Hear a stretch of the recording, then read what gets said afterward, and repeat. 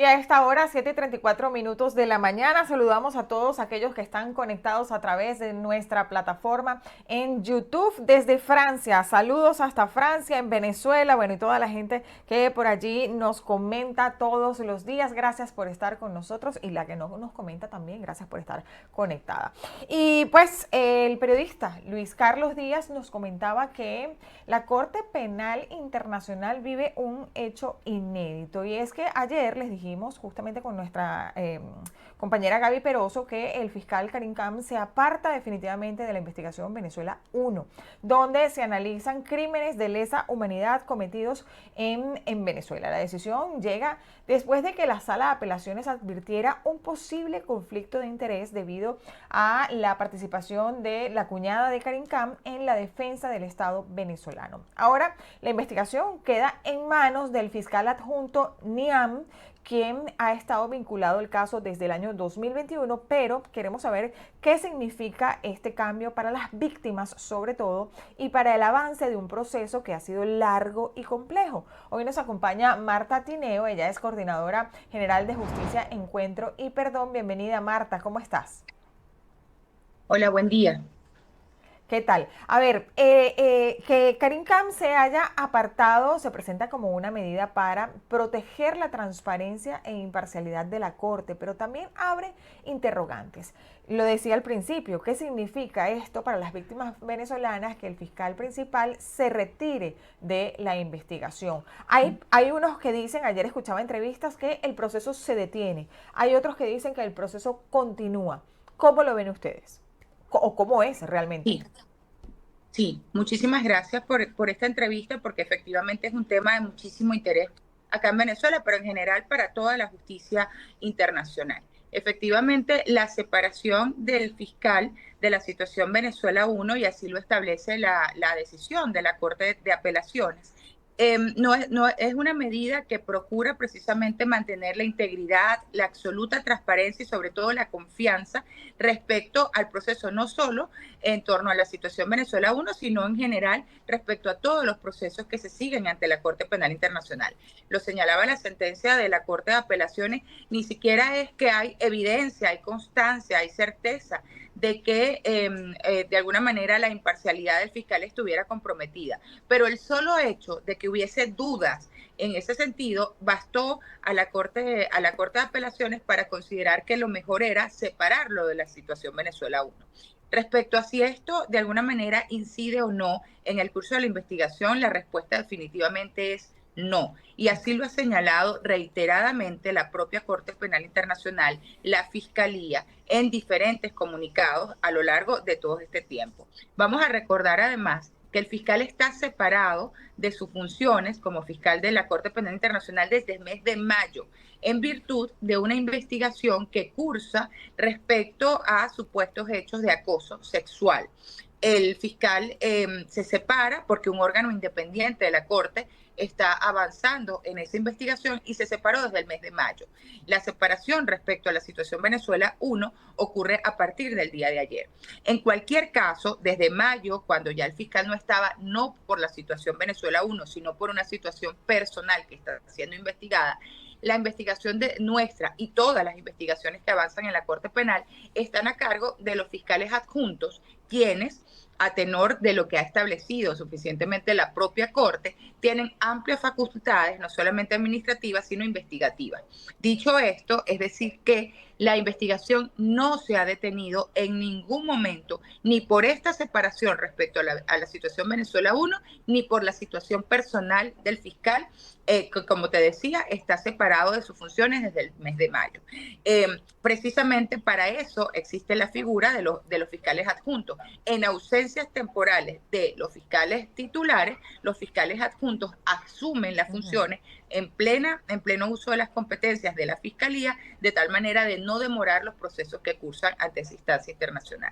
Ahora, el nuevo encargado, como bien decías, el fiscal adjunto Niam, ya conoce el caso desde hace tiempo. Incluso dirigió, creo, al equipo de investigación sobre Venezuela. Pero ¿qué tanta confianza se puede tener en que el proceso no se retrase, a pesar de que nos dices que no se va a detener, pero quizá pueda retrasarse o se debilite con este cambio de fiscal? No lo vemos así, y no Ok, solo respecto a la situación Venezuela uno, porque estamos en fase de investigación, sí. pero hay situaciones como la situación de Filipinas, como la Ujú. situación Afganistán, que ya no estando en funciones el fiscal Karim Khan por su licencia tomadas de mayo, han estado avanzando al punto que se han dictado órdenes de captura, al punto que se llevó a cabo la captura de uno de los señalados en el caso Filipinas, y ahora mismo en septiembre va a ocurrir la audiencia de presentación de cargos. Es decir, lo que estamos viendo respecto a otras situaciones dan cuenta de que efectivamente el trabajo de la Fiscalía se mantiene, que no ha sufrido ninguna alteración por la situación personal del fiscal Cap. Y justamente hay dudas sobre si NIAM tiene todas las atribuciones legales para emitir órdenes de captura o avanzar en decisiones de alto impacto. ¿Existe este riesgo de que estas limitaciones frenen las expectativas de justicia en Venezuela? Vuelvo a decir, hemos visto en caso Filipinas, en caso Sí. Afganistán, que se están tomando medidas muy trascendentales, tal es el hecho de dictar, hacer públicas órdenes de captura, de realizar prontamente una audiencia de presentación de cargos en el caso de Filipinas. Es decir, no hay nada que objetivamente pueda hacer suponer que las investigaciones o el trabajo de la Fiscalía se está paralizando o no se está avanzando en decisiones trascendentales. Al contrario, están pasando este tipo de situaciones respecto a otros procesos. Entonces, no tendríamos objetivas razones para creer eso. Al contrario, pareciera que se está haciendo el trabajo, digamos, en los tiempos de la Corte, según los avances de las investigaciones. Sí, justamente te preguntaba esto porque bien escuché que me hablabas sobre Filipinas, pero claro, la gente, y he visto en redes sociales que sobre todo víctimas, familiares, tienen esta duda de que probablemente no haya todas las atribuciones legales, pero gracias por aclararlo. Ahora, el propio, Sin sí, embargo, y disculpan, me interesa además agregar que aun cuando esto ha sido suficientemente señalado por oficinas competentes de la Corte Penal Internacional, me refiero a las amplias competencias de los adjuntos, sí. recientemente se presentó una aclaratoria, una solicitud aclaratoria a la Corte en ese sentido, precisamente para que haya un pronunciamiento directo respecto a la situación de Venezuela, un poco para justamente, digamos, superar las dudas que algunos puedan Eso. tener en ese sentido. Sí, y gracias por justamente añadir esa aclaratoria porque es importante darle tranquilidad a las víctimas. Karim Khan también advirtió que habrá intentos de seguir desacreditando a la Corte para debilitar el caso venezolano. ¿Quiénes son esos actores que podrían intentar minar la investigación y cómo se blindan las víctimas frente a esa amenaza, Marta? Bien, ¿quiénes son estos actores? Pues Sí. lamentablemente es una respuesta que yo no pudiera dar, porque efectivamente respecto no solo a la situación Venezuela, respecto a todos los procesos que cursan en la Corte, evidentemente habrán muchos intereses encontrados, ¿no? Entonces, bueno, digamos, ¿quiénes son? Puede ser muchísimas personas, pero creo que lo importante que hay que destacar en este sentido es precisamente esta decisión de la Corte de Apelaciones, en la que justamente señala que se procura ofrecer, garantizar, asegurar, no solamente a las víctimas, sino a toda la comunidad internacional, la integridad de la Corte, la transparencia en sus acciones. Y esta decisión da cuenta de eso precisamente. Ante cualquier situación de duda, de desconfianza, de desprestigio, pues se pretende mantener la integridad de la Corte para que la confianza respecto a sus procesos se mantenga de nuevo, frente a las víctimas y frente a todos los actores y a la comunidad internacional. Entonces, más allá de los señalamientos que pudiéramos escuchar, de las impresiones, de las opiniones personales de diferentes actores de la comunidad internacional, creo que es importante destacar que esta sentencia deja en claro que la Corte tiene, digamos, una preocupación permanente en garantizar la integridad, digamos, de su integridad, de su confianza de cara a la comunidad internacional. Sí, sabemos que la investigación también busca de alguna manera armar, ¿no?, un rompecabezas que conecte los crímenes con los máximos responsables en la cadena de mando. Y quisiera saber tu opinión, si estamos cerca incluso por tu experiencia, de ver acusaciones concretas contra altos funcionarios o todavía hay un largo camino por recorrer. Sé que ustedes no tienen los tiempos, ni nadie los tiene, pero ¿cómo ves el avance de la investigación? Pues lo que hemos visto, insisto, y respecto a otras situaciones, y por eso hacemos siempre la comparación, ¿no? Porque permite una evaluación objetiva, ¿no? Es que los procesos se están llevando a cabo.